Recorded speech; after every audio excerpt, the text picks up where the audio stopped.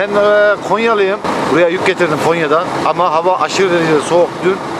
Debesom çalışmadı. Eksi 25 falan gösteriyordu termometre. Bayağı zorluk çektik yani. Burada hayat şartları çok zor. Soğuk ya.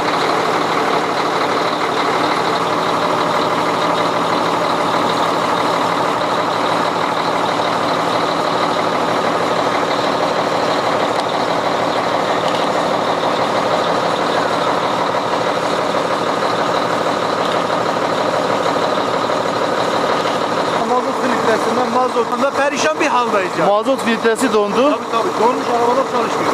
Siz de sıcak su döktünüz. Sıcak su döktüm yine erimiyor.